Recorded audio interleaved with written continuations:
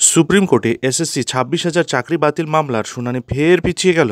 এই মুহূর্তে উঠে আসছে একটি বিরাট আপডেট। সম্পূর্ণ বিষয়টি জানতে অবশ্যই ভিডিওটি শুরু থেকে শেষ পর্যন্ত দেখুন এবং চ্যানেলটিকে সাবস্ক্রাইব করে বেল আইকনটি বাজিয়ে অল নোটিফিকেশন অন করে দিন। আপনারা জানেন 2016 এসএসসি নিয়োগ দুর্নীতি কাণ্ডের জেরে প্রায় 26,000 জনের চাকরি বাতিলের নির্দেশ দিয়েছিল কলকাতা হাইকোর্টের ডিভিশন বেঞ্চ। যদিও পরবর্তীতে সেই মামলা সুপ্রিম কোর্টে পৌঁছায়, তবে সেখানেও এই 2016 এসএসসি নিয়োগ দুর্নীতি কাণ্ডের শুনানির যে মামলা সেটি পিছিয়ে যায়।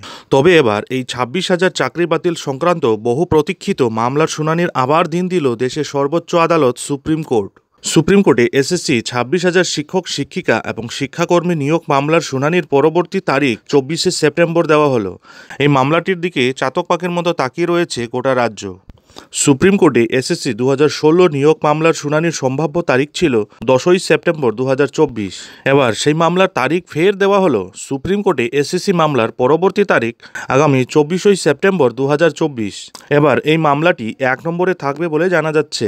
এই ব্যাপারে বিস্তারিত শুনবে সুপ্রিম কোর্ট। আগেই স্ক্রুটিনি করে অযোগ্যদের তালিকা তৈরি করে আদালতে জমা করেছিল এসএসসি। এই তালিকা অনুযায়ী 4টি ক্যাটাগরির মোট অযোগ্য 1461। এই অযোগ্য 1461 চাকরির কোনোটাই সুপারিশ করেননি এসএসসি। 1461 জনের নাম, রোল নাম্বার সুপ্রিম কোর্টে জমা করে অযোগ্যদের তালিকা সুপ্রিম কোর্টকে গ্রহণ করার আবেদন জানিয়েছিল এসএসসি। এর পাশাপাশি ওএমআর কারচুপি এবং বিকৃতি করার তথ্যও রয়েছে। সুপ্রিম কোর্টে পশ্চিমবঙ্গ মধ্যশিক্ষা পর্ষদ লিখিতভাবে জানিয়েছিল নিয়োগ এবং সুপারিশের মধ্যে যে গরমিল, তার কারণে নিজেদের মধ্যে বোঝাপড়া না থাকা। পর্ষদ জানিয়েছিল সঠিক শূন্যপদের তথ্য না থাকার জন্যই বিভ্রান্তি তৈরি হয়েছে।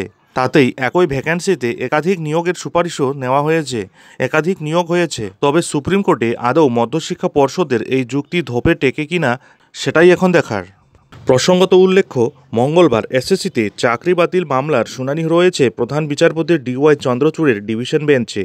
তার আগেই সুপ্রিম কোর্টে রিপোর্ট জমা দেয় পশ্চিমবঙ্গ মধ্যশিক্ষা পর্ষদ। 3রা আগস্ট মধ্যশিক্ষা পর্ষদ 6 পাতার রিপোর্ট জমা দিয়ে দাবি করেছে মোট 25,844 জনকে চাকরি দেওয়া হয়েছিল, যার মধ্যে নবম দশমে 13,056 জন।